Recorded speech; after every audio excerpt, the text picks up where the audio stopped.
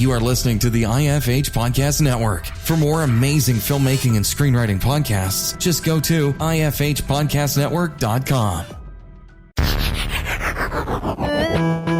You're listening to the Dave Bullis Podcast.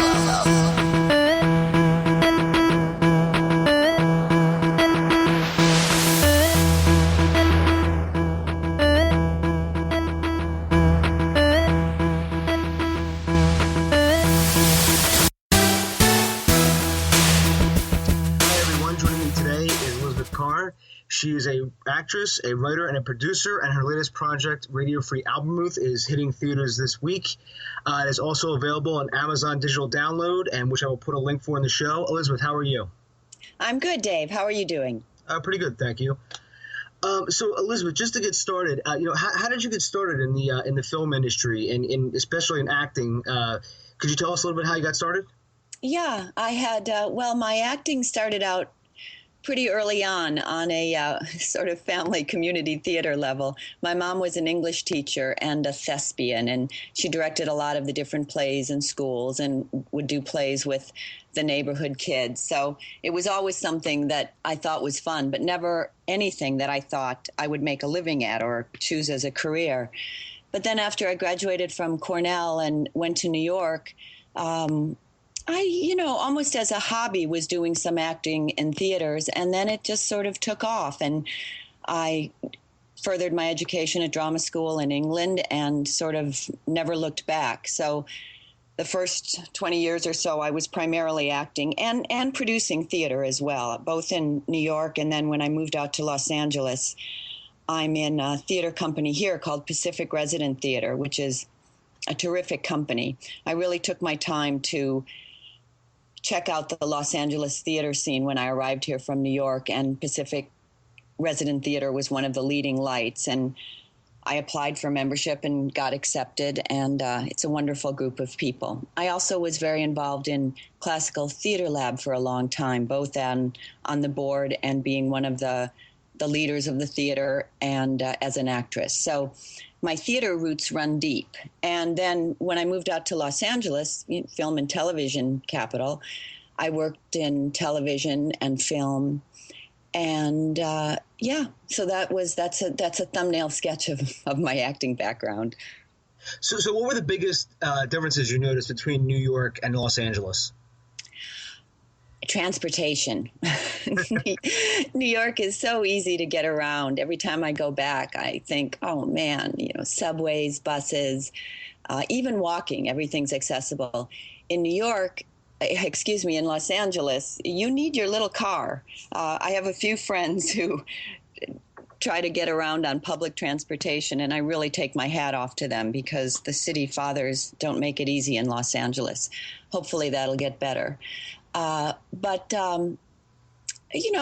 The biggest difference is probably the emphasis here is really on screen material, although there is a really viable theater community here.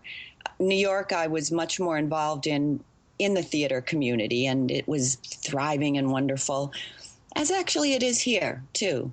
But I would say the biggest difference, which actually seems to be changing now because so much television and film is being shot in New York now. Lots of wonderful shows are in New York. So maybe some of the differences that I noticed when I first came out here are leveling off. That's interesting. And, before the podcast started, we were mentioning, all the friends that we've had that have actually moved to LA from New York or Philadelphia, where I am. So it's interesting to see just, how everything, even like Austin, how it's something that's becoming to a lot of what you mentioned with the transportation problems and stuff like that. Yeah, I mean, in New York, even if you have an audition, say, across town, you can get there, subterranean or taking the bus or whatnot. Some days in Los Angeles, if it's a day with several commercial auditions and maybe something for TV or film, you can drive a couple 100 miles. That's rare. But I mean, going from Venice and then going way out to Agoura Hills, it's not impossible. So I've learned to love books on tape. It's one of my favorite things to listen to in the car, that and music. And KCRW. I love KCRW is a great radio station. I have nothing to do with them except for that I'm a supporter and listen to them all the time, so I'll give them a plug. So, Elizabeth, when you were acting and you got into the writing and producing, you made your first movie, which was Morning After. Right. It was Morning After is a short, and it was taken from a screenplay that I developed with a writer in London, wonderful actress-writer named Emer Gillespie. And we had written a short film together and then liked it so much that we turned it into a screenplay. And we took a little piece of it to make a short that we wanted to have as something to show people. And two friends of mine, wonderful actresses, Paula Malcolmson, who many of you will know from The Hunger Games. She's Jennifer Lawrence's mother. And Nancy Linehan Charles, another wonderful actress. They, gratefully agreed to be in our short film. And I used the DP, Patrice Cochet, who's a wonderful DP that's also our DP on Radio Free Albemuth, to shoot it. And it was a great experience. Even shooting a short, I think everybody should do it if they haven't, no matter what part of the business they're in, because you really get to see firsthand all the different things. And that's one of the first things I've directed, one of the few things I've actually directed on film. And I have so much respect for directors who have to keep everything going, really be almost like the father or the grand matriarch or patriarch of it. And it's not easy, but it was a great experience. Yeah, it's definitely not easy. And that's actually next month is actually themed all about making your first movie. And that's something I'm going to touch on too with the various guests. Which usually some of the advice usually comes back to make a short as the first thing you ever do, and don't try to make a feature the first thing you ever do, because it's such a challenge to make anything. Like, I mean, because from experience, Elizabeth, it takes a monumental effort even to do something of like a small project, a short film, anything, and you have to pull together a lot of people and favors, and it's just a lot of nuts and bolts of dealing with everything, especially wearing a producer's hat and then wearing a director's hat at the same time. Oh, absolutely. Just getting locations. And what you said about calling in favors is so true. For the short, we actually shot at my manager's house, Dan Saxon. And what a guy. He's a great manager, terrific manager. But it was so nice of him to open up his lovely home in Los Feliz for us to shoot the film. And his wife, Channing Chase, is a wonderful actress, also a member of Pacific Resident Theater Company. So in many ways, that short film I did was a real family affair, and got some friends to help and, with the sound and everything. But yeah, I'm very proud of that little film. Oh, excellent. And if there's a place anyone can watch it online, if you put it on YouTube or Vimeo, just let me know and I'll put the link in the show notes. Okay, I will. I'll do that. So excellent. So, as we talk about, producing and, as you gain more experience from each project is a really, is the most important learning experience. You started to produce, which is your latest project, which is Radio Free Albemuth. So how did you become a part of this project? Well, Radio Free Albemuth, which is an adaptation of a novel by Phillip K. Dick, and the writer-director is John Allen Simon. I am so proud to be a producer on this project, and was really a labor of love. John Allen Simon had gotten the rights to several PKD projects, Radio Free Albemuth, Valis, and Flow My Tears, the policeman said. So he and his partner, Chip Rosenblum, were the rights holders. And John had been...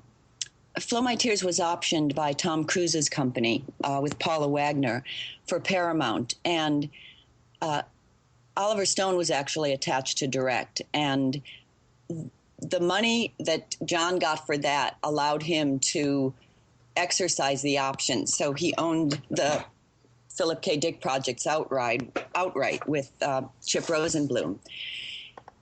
And Radio Free Albemuth was always very close to his heart, and he wanted that to be his directorial debut. So I was working closely with, John has directed me in several theater projects. He's a wonderful director. He did a project called an adaptation of Oscar Wilde's An Ideal Husband, and then also as Victorian Noir, and directed me in a production that we did for Classical Theater Lab of a Tennessee Williams play, Small Craft Warnings. So when initially when the project got started, knowing so many actors, I said, I'm happy to help with casting. And we had a wonderful casting director, Fern Castle, who's very well known in the feature film and indie world. One of her biggest credits is Monster with Charlize Theron. But she's a wonderful casting director, knows a lot of actors, and she was the big deal lead casting director on the movie. But I was very helpful in many of the supporting roles because of the wonderful actors I have known and worked with. And then one thing led to another, and I made myself more and more useful. And the other producers, besides John, the writer-director who's also a producer, John Simon, Chip Rosenblum's a producer, and Stephen Nemeth. And they voted to make me a co-producer on the project. And I guess I proved worthy enough to become a full producer, because eventually they made me a full producer on the project. So I'm very proud of it, and it's my first feature film as a full producer. Yeah, that's an interesting story, because I also saw I saw that you were, with the crowdfunding campaigns, I saw you were the go-to person, and I think that's how we initially met, was through Twitter. And then I think I saw the campaign you had initially, then I actually donated to it, and I believe that's how we met, Elizabeth. But it's interesting how all that happened. Yeah, and thank you, by the way, for being a backer of the Radio Free Albemuth theatrical release Kickstarter. I want to make clear that the film itself was financed independently by the producers and outside financial investment. But we did do a Kickstarter campaign for the theatrical release, and we raised, I don't have it in front of me, but we raised about $93,000, which was terrific, with about 850 backers. And that was really a great experience. Crowdfunding, boy, it's so much work, but it's such a wonderful way to gather a community too. Of course, the financing and funding is wonderful, but you also meet all kinds of wonderful people that are interested enough to, want to back your project, that then can become involved in various and sundry ways. In fact, some of the associate producers that came out of that campaign, like Victor Grippy and Jeffrey Notkin and Riz Virk, Sean Nye, I don't want to forget anybody, they have been extraordinary. And really, besides just donating money to the Kickstarter, have been instrumental and so helpful in so many ways. So I am a big fan of Kickstarter and Indiagogo, those crowdfunding campaigns. But I will say that they are not for the faint-hearted or for people who don't plan on devoting that month of their life to that Kickstarter or crowdfunding campaign, because I don't know if you've ever done one, Dave, but it really takes a village, and it takes all of your effort as well. Yeah, I've actually done about 4. And I actually did one way back in 2009 when Roberta Monroe, who wrote that book, How to Not Make a Short Film, she's the one who initially told me about Indiagogo, and I went on Indiagogo, and I was raising funds for a Stephen King Dollar Baby story. Oh, wow. And, it was a monumental effort then, because I had the handicap of nobody knew what crowdfunding was, and everyone was like, what is this doing? And so it was a complete crapshoot pretty much. My second project was my TV pilot, and that was even harder. And the other 2 were one I was actually a part of the team on, and it wasn't my project like a writer-director. I was just consulting on it with them. But those did pretty well. And finally, I was going to do a project last year, a web series, but unfortunately, just things couldn't work out. But that's something I always hammer into people's heads is the fact that this is a full-time job, and you can't just, I always call it the field of dreams theory, where if you start it, they will come, or if you start it, they will donate. And basically, that's what you kind of have to get out of people's heads, is that you have to constantly promote, and at the same time, you can't look spammy on Twitter, so you have to integrate it with other things like talking about other movies or helping somebody else out, or what have you, whatever the right. Oh, absolutely. And one of the things I think that was really key to the success was I had funded between Indiegogo and Kickstarter close to 100 projects. So I understood the space, and I think it was good karma. It's a little play on words, karma, my last name, karma, that I was somebody who had supported other people too. So I think that's important. We're a community out here, and however we can help one another, either in promoting or spreading the word, especially in the indie film space. There's so much noise out there. It's so hard to get noticed. And most of us in the indie film community don't have a huge marketing budget.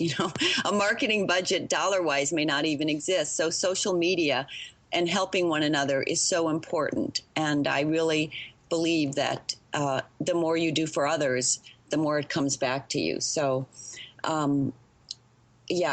everything you're saying is right. And hats off to you that you also had the job of educating people, because that was even challenging in our Kickstarter campaign, because a lot of Phillip K Dick fans, especially in the scholarly community, they were not familiar with Kickstarter either.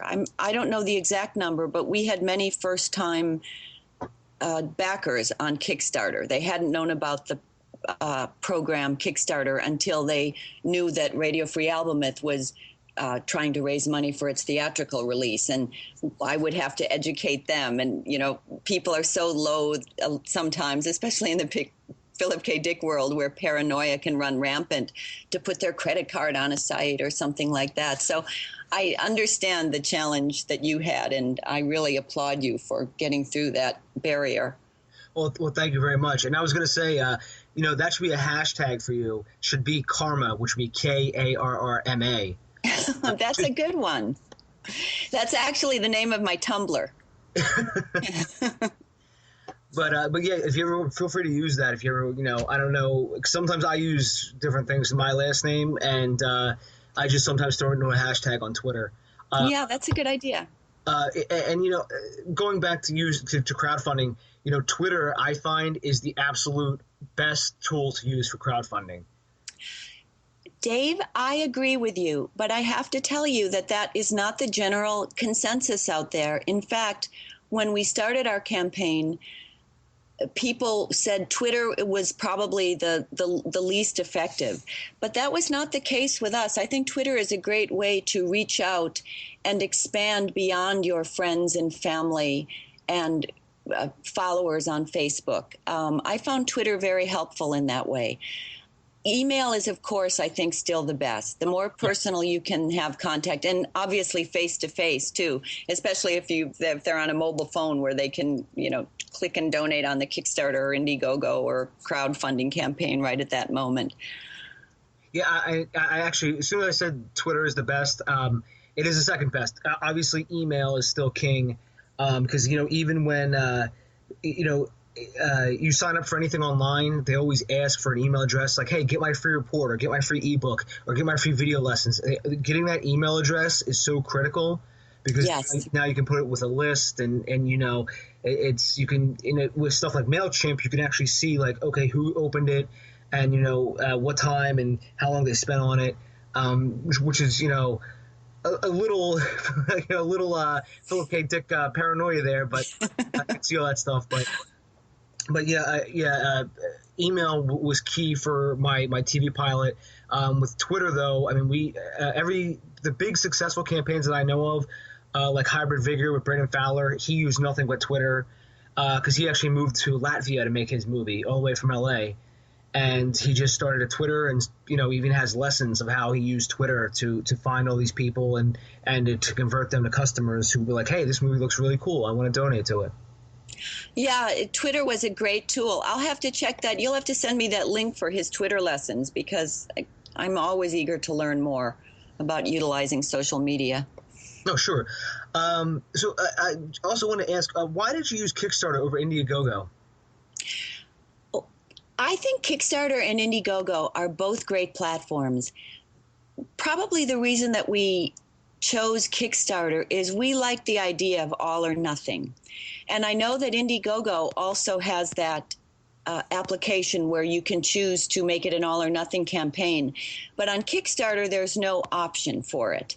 And I like that. I like that it was all or nothing. You either raise it all or bust. You don't get anything. So that was probably one of the main reasons. Also, when we were playing Radio Free Albemuth at the Phillip K Dick Film Festival in New York City, which, by the way, Radio Free Albemuth was awarded the Best Feature Film, and I think Best Adaptation.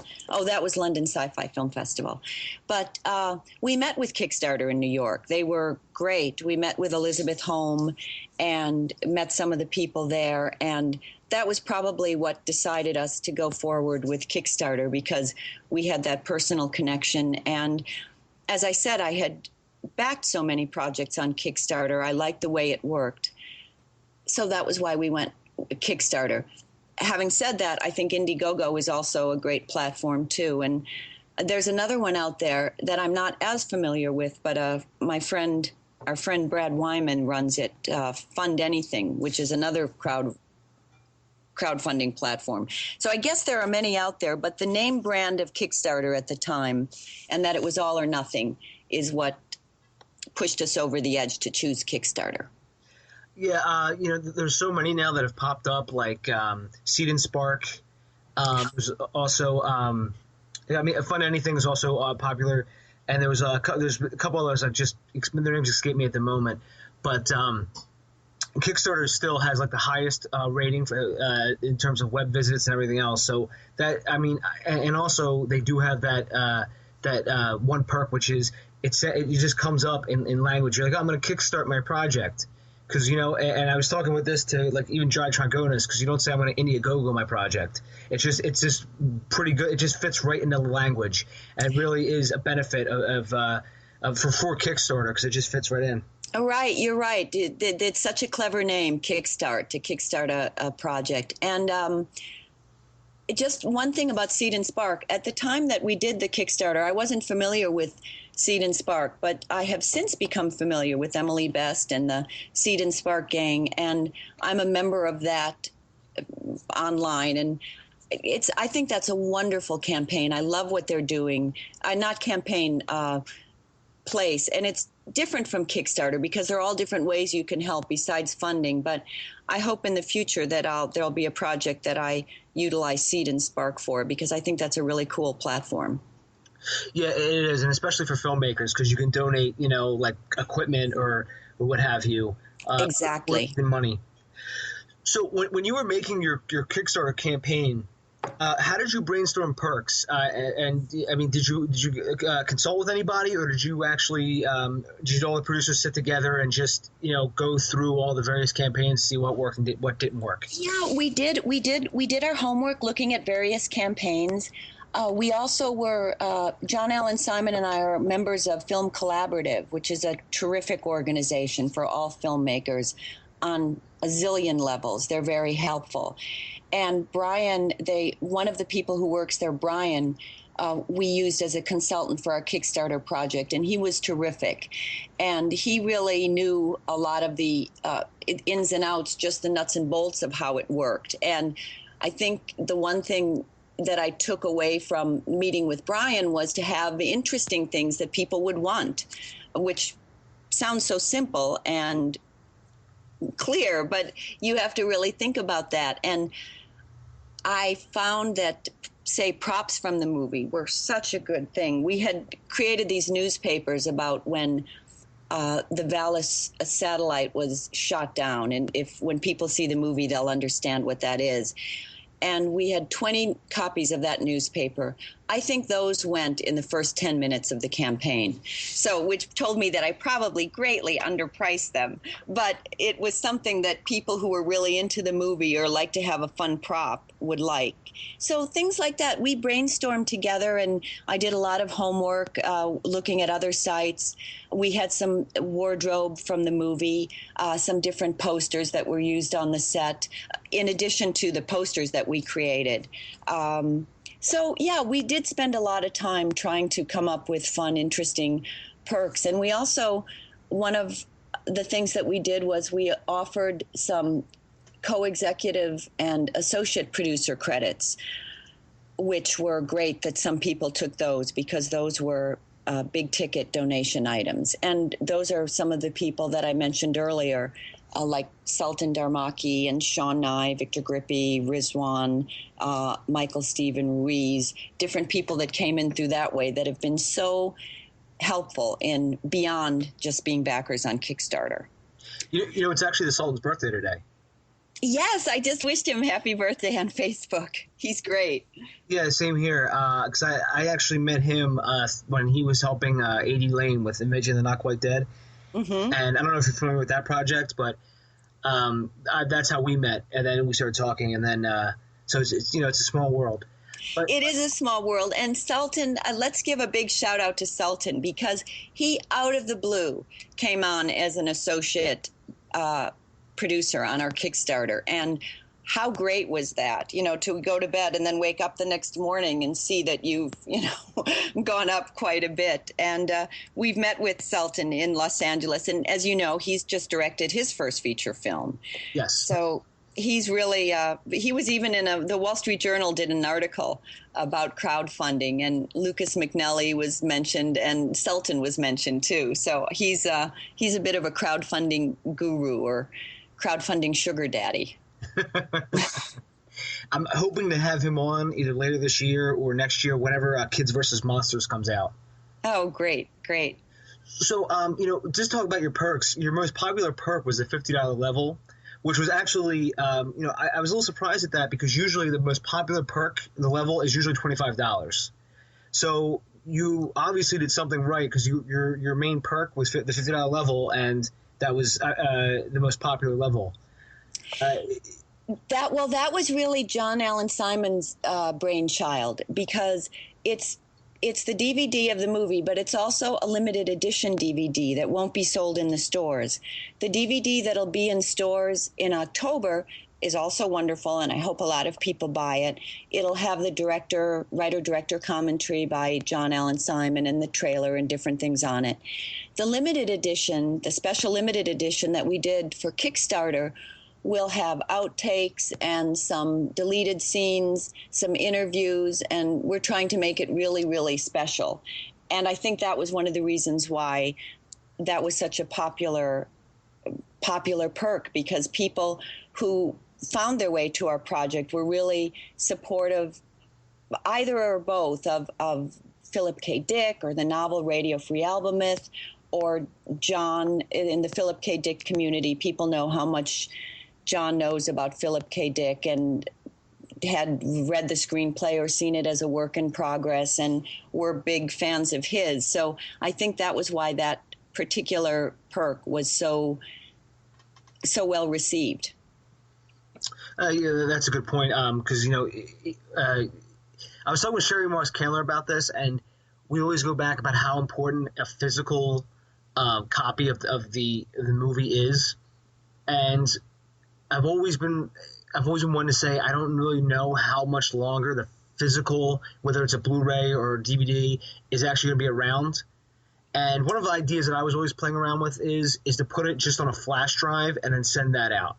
I know it's not the most ideal way for like movie purists, but I mean, at least it gives them the movie and it's physical, but they can also use it as like a piece of extra memory too, if they ever need it. Like it's just like a thumb drive, and just get like a 4 gig. That was actually my idea for the web series, was that one of our perks was going to be a thumb drive, and basically you could, you get all the episodes, you're going to get a bunch of bonus stuff that maybe won't be online, and maybe the scripts and everything else.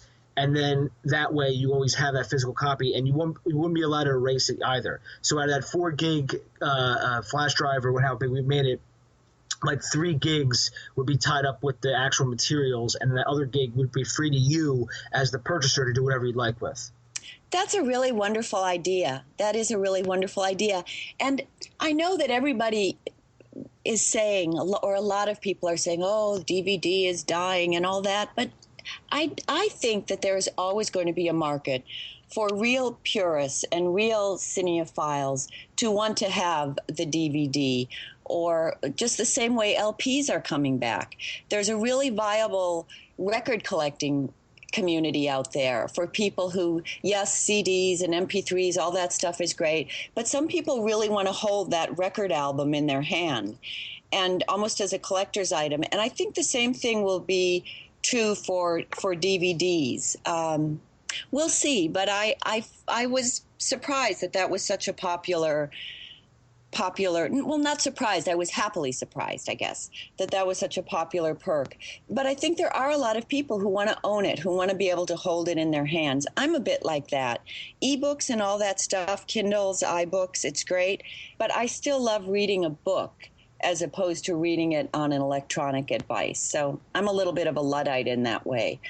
And I know that I hope for filmmakers that DVDs will still continue to be an income source for filmmakers, because the income streams seem to be shrinking, and that would be nice to have that one.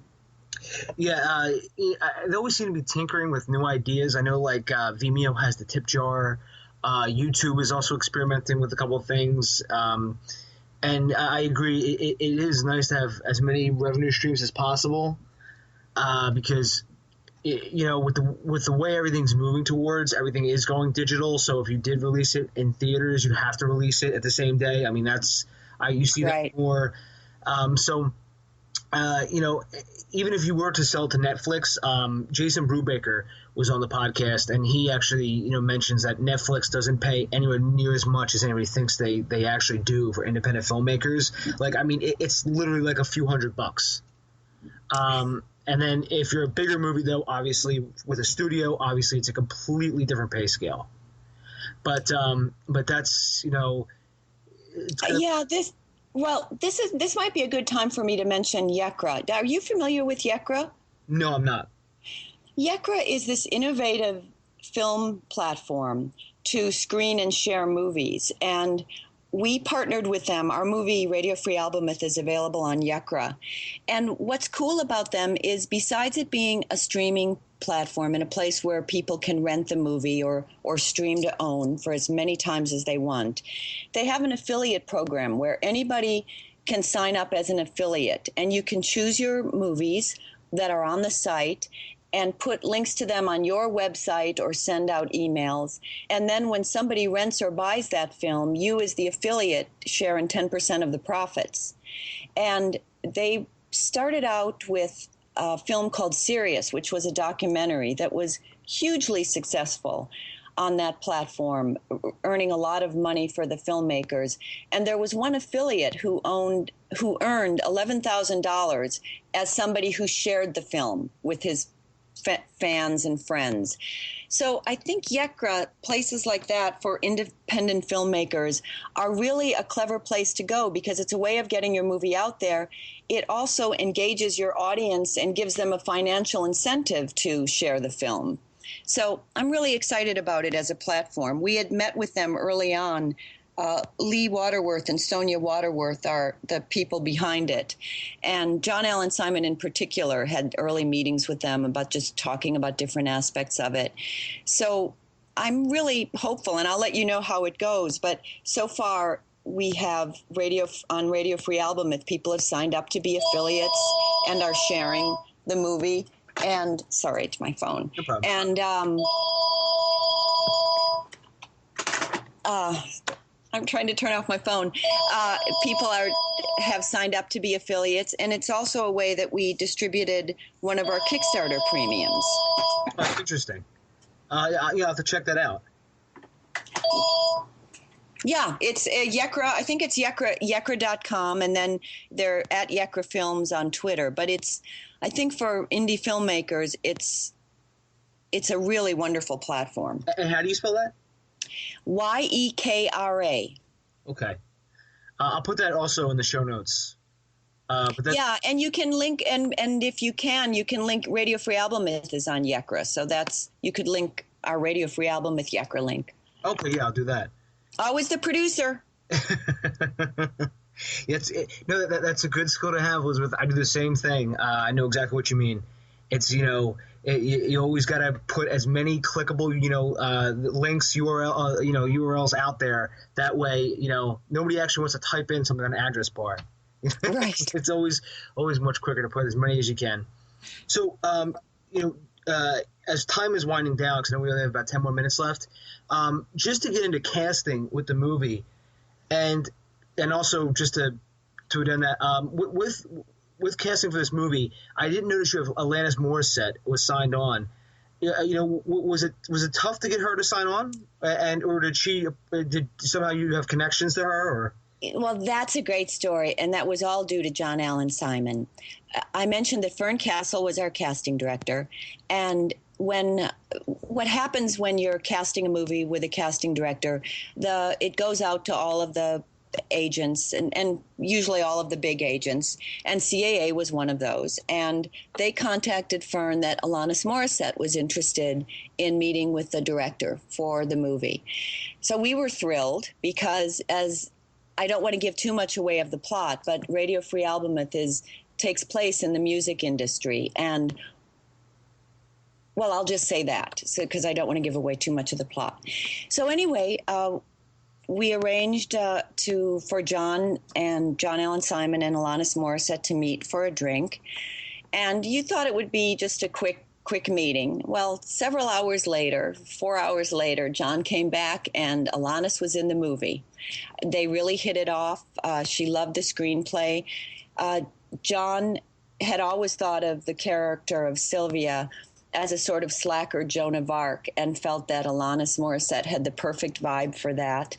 And the fact that in the movie a song is used as a key plot development, that Alanis was already a wonderful singer-songwriter, was perfect. So that was a real casting coup, kismet, karma, and really due to Fern sending the screenplay to CAA, and CAA saying Alanis Morissette was interested, and the meeting between John and Alanis went great, and she on the spot agreed to be in it. And that doesn't happen very often, especially at that level of star or actor. The agents are very, very, very close to the breast, very careful about letting their client get involved in a project. And usually you're dealing almost all the time with the agents. But Alanis just wanted to do it, and there you are. So that was great. Yeah, that's an interesting point. Is that's something that I've dealt with too. Because once you start getting up to actors who have agents or managers, or even writers or directors, that's when things start becoming a little apprehensive, because they don't want their client to sign on unless it's this is a guarantee, or name above the title, and it comes with everything else, Right. And it just sometimes gets a little hectic when that has happened. But but I'm glad it went well. Yeah, and then in terms of if you go to IMDb or go to our web, radiofreealbemuth.com, we've got some amazing people in supporting and day player roles. Rich Sommer from Mad Men, John Tenney from Major Crimes and The Closer, Scott Wilson as President Fremont. Walking Dead fans know Scott Wilson, but everybody should know Scott Wilson from his In Cold Blood days, and Rosemary Harris, who's, I think, one of the best, if not the best actress on the planet, who was my mentor. I met her in drama school. She's Valis in our film. So there were friend and personal connections that got a lot of our great cast, but we also had agencies calling us. That's how Rich Sommer got in. His agent said, "Is there something for him in there?" And so he's the other FBI agent with John Tenney. So it always comes down to the script. I think on any project, you really have to have a terrific screenplay to begin with. But the more you can navigate the world of casting with that script as a calling card, or getting name or well-known actors involved, it just makes it easier then when you're promoting your film when it's finished, or if you're still in the looking for financing mode, to have recognizable names is really important. Yeah, that's so true. Because next month when I have the Make Your Movie, you're making your first movie, something that Dov Simon, who I'm hoping to have on later in September, he also always recommends to have the script and have a DP signed on so you can get an actor, and then when you or just the DP, and then try to get funding so you can then attract the talent, because once they it's actually you have some funding behind it. It's just interesting, and just to touch on production. I know I'm kind of jumping ahead here, but just to touch on production. I see these film incentives going away in a lot of these states. And now California is actually setting aside 400 or 40 million, or I forget the actual number, but that's going to be very interesting now, because if you see a lot of these productions going back to California. Boy, and do we need it, because we were the film capital of the world, and I guess we still are, but we've got a lot of people nipping at our heels. These other states that do these wonderful film incentives are so smart, because once they start to get the infrastructure set up and make it easy for filmmakers to do their movies, there's another job that goes out of California. And I still think that California in many ways is a great place to shoot. I was talking with some Yahtzee people the other day, and of course Screen Actors Guild is here, and all these wonderful locations. But these other states, I'd like to do a film in my home state, Wisconsin. There's something I've got earmarked that I'd like to do it there. But Los Angeles, California is a wonderful place to shoot. One drawback is that sometimes the locations can be expensive and hard to find, and people in the Los Angeles area are a little bit jaded. It's not a big deal to have a film shooting on their block. In fact, sometimes they think it's just a big pain in the keister. So that can be something to overcome, whereas when you're in other states, people are excited. "Oh, you're shooting a film? How can I help?"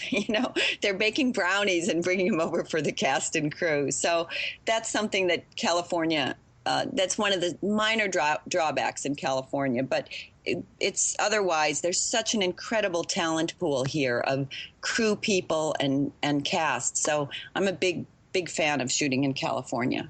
That's one of the advantages I've had of being in Philadelphia, was that when I usually shoot around here, suddenly people are like, "Oh, wow, you're shooting something? Do you want to use this truck for free?" Or what happened? I know, that's incredible, and that kind of, I have a background in producing theater, and you really depended on the kindness of strangers there too, to borrow props or help people paint the set and build the set and all that.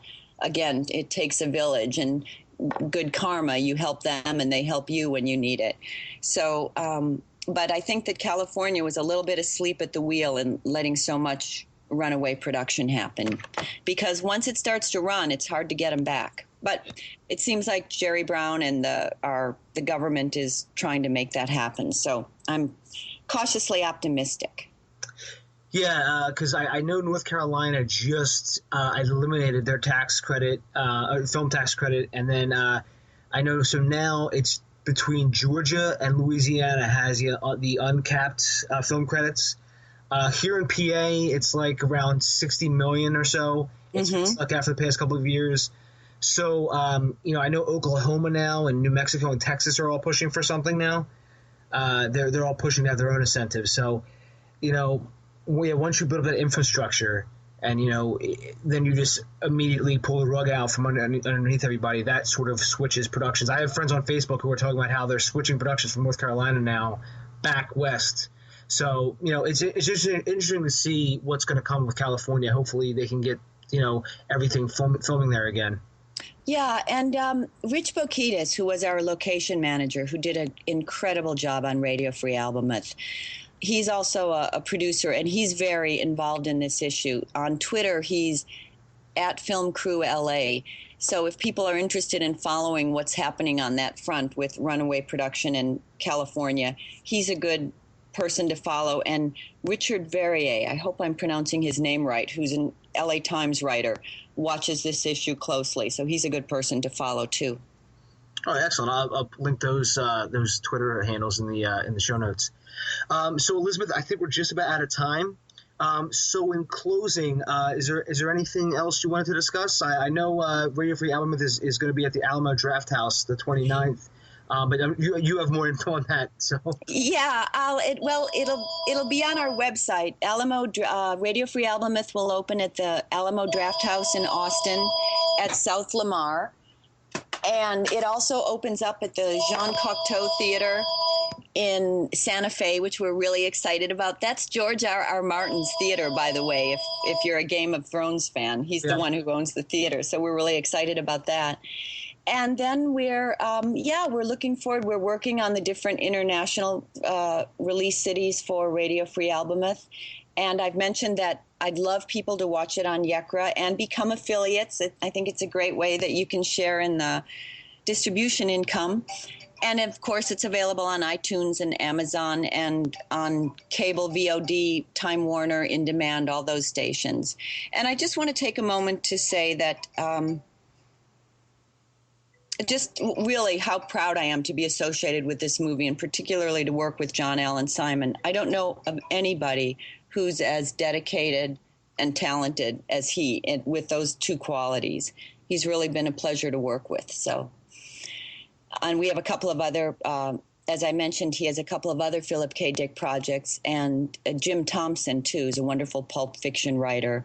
The Grifters and the Getaway were his. John had been one of the producers of The Getaway with Kim Basinger and Alec Baldwin. And so Pop 1280 or Nothing More Than Murder are two of the Jim Thompson projects we're working on. And hopefully Nothing More Than Murder will be John's next directorial project. Oh, cool. So I will link to all of this in the show notes, and you can find Elizabeth on Twitter. It's at Elizabeth Karr, and again, it's radiofreealbemuth.com, correct? That's true, radiofreealbemuth.com. And the movie is at RFA Movie on Twitter. All right, Elizabeth, thank you very much for coming on. It was a pleasure talking with you, and I wish you the best of luck with your upcoming premieres at the Draft House and at the George R.R. Martin's Theater on the 29th of August. And I'll definitely link to everything in the show notes, because there's a lot of stuff we've talked about. So right, and thank you for having me on. And there are a couple of my other development projects that I didn't get to talk to about, so maybe we'll do that at another time. But I just wanted to give a shout out to Dominika Vatswaviak and Rashmi Singh, who are two talented writers besides Emer Gillespie that I'm working with projects on. Excellent. Feel free to come back anytime. We'll definitely definitely have you on again. Sounds good. It was a pleasure. Oh, it was a pleasure with me too. Again, everyone find me at davebullis.com, and it's at Dave_Bullis on Twitter. Elizabeth, have a great day, and the best of luck with everything in all your filmmaking endeavors. Thanks so much, Dave. You too. Take care. Bye. Bye-bye. Find Dave at davebullis.com. Please make sure to subscribe and share the podcast.